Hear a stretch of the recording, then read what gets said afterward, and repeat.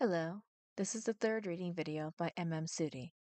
Today's reading is from Saylon Awakening, Chapter 36. Here is some background for today's video. Aurora and her friends have just been captured by the Shadow Elves. Aurora is the only one still conscious and is walking on an injured ankle. All her life, she has heard that the Shadow Elves are demons of darkness, and now she is being taken into their dwelling in Dark Omen Woods. "We've returned with the intruders," one of the elves called. A shadow dropped down in front of them, then straightened up. Aurora had to bite her lip to keep from gasping, because the figure was over 6.5 feet tall. She glanced back at the elves who had brought her in. They were all just as tall as the one before her. How could she not have noticed earlier? "Are they still living?" asked the elf in front of them. "The patrols have killed the last few groups brave enough to enter our forest. The chronicler wants someone to question." "Yes, even the beast with them is still alive," the elf replied. He shoved Aurora forward. "This one is even still conscious. We had to be a little rough to convince her to come, but none of the others required such persuasion." "You have done well, Arkleth." The elf who had shoved Aurora bowed his head and sounded pleased. "Thank you, Nassif." Nassif walked forward. "Take care of her companions. I will take the girl." "Don't hurt them," said Aurora. "We never meant to come here. We only wanted to pass through." Nassif struck Aurora in the face hard enough that she fell to the ground. "You will not speak unless spoken to." Without another word, Nassif pulled Aurora to her feet and forced her to walk with him. Aurora felt tears well in her eyes.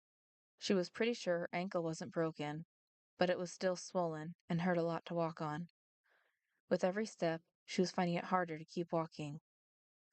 Aurora didn't speak, but studied the elf in an effort to distract herself from the pain. He was taller than her by quite a lot. He was dressed in the same black clothing that the other elves wore. The material was loose-fitting and helped make the elf look more like a shadow. She also noticed Nassif had his head and face covered by the same material. Well, if they really were demons and not elves, Aurora wasn't sure she wanted to see what was under the mask. She was taken to a tree so thick she knew a barn would have fit into it. Nassif knocked on the trunk, and a door swung inward. The elf shoved Aurora in first. Aurora lost her balance and fell to the ground. Nassif walked in, shut the door, then roughly pulled Aurora up by her neck. They didn't move, but stood there waiting. After about a minute, another elf came up to them. This elf wore the same loose black material, but had nothing covering his face and head.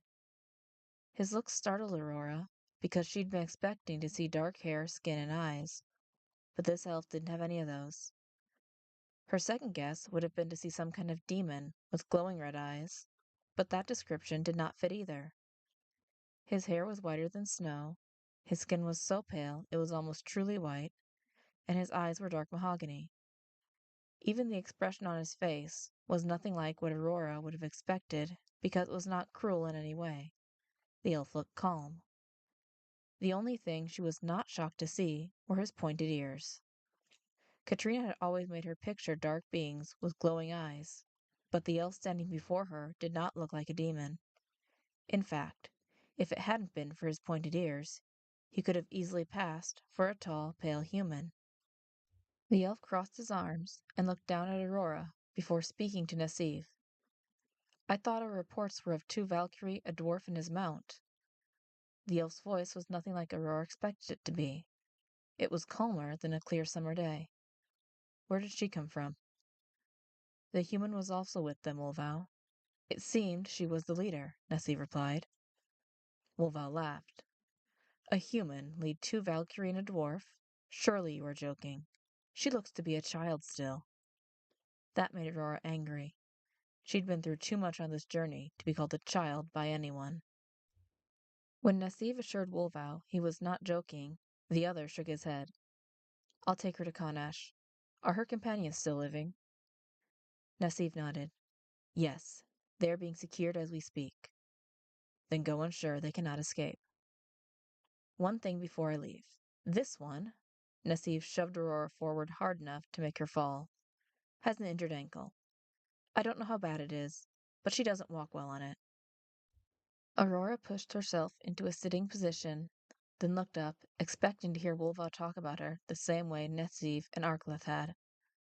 Wolval crossed his arms and looked at Nessiv. "Next time you have an injured prisoner, I expect to see you treat them with a little more care," said Wolval, surprising Aurora. "It would look very bad on your record if you were noted for causing a prisoner to die after you had disarmed them.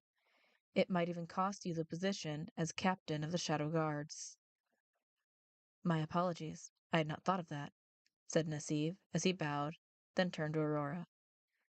"My apologies to you as well." Aurora didn't say anything. She was confused beyond thought. Before Nessiv left, he whistled something to Wolval, who nodded and whistled back. Once Nessiv left, Wolval looked over Aurora for a moment before pulling her to her feet. "So, this is what a human female looks like. I must say, you're nothing like what I expected." "And you are not what I would have expected either," said Aurora. "Can't say I'm sorry to disappoint you." She had been expecting Wolval to strike her as Nessiv had, but he did not. "I did not say I was disappointed, human female. Tell me, what was I supposed to look like?" Aurora didn't hesitate to give him an answer. "A demon. That's what everyone says the elves are." Wolval laughed, but it was not out of humor. "That is not true. No one outside these woods has any reason to believe otherwise. If you were not a demon, then why were we attacked without warning?" Aurora paused, but Wolval did not answer, so she went on. "I do not see a reason to believe otherwise yet." Wolval shook his head. "And I'm not sure how you can be the leader of your little group." "You'll understand if I don't tell you everything right now," said Aurora. "After all, you are holding me and my friends prisoner." "Yes, but you will have to talk to the chronicler. I recommend you do not tell him he's a demon, though." Wolval watched her for a few more moments. "Still, if you travel with Valkyrie and Dwarf, could you be—" "Be what?" asked Aurora. Wolval didn't answer, but his dark mahogany eyes suddenly locked on her left hand. The elf quickly knelt down and grabbed her hand. Aurora wasn't sure what to think as Wolval examined her hand. She was even more confused when the elf looked into her face. His lips were parted in surprise as joy, excitement, and hope flew through his dark mahogany eyes.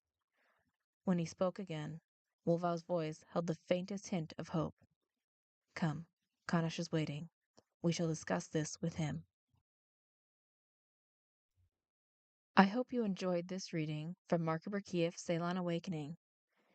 If you would like to hear more readings from Sudie's novels, please like, subscribe, and hit the notification bell. Do you have a section of Awakening you would like to hear Sudie read? Note the chapter and portion in the comments, and Sudie will add it to her list of reading selections. Thank you for listening.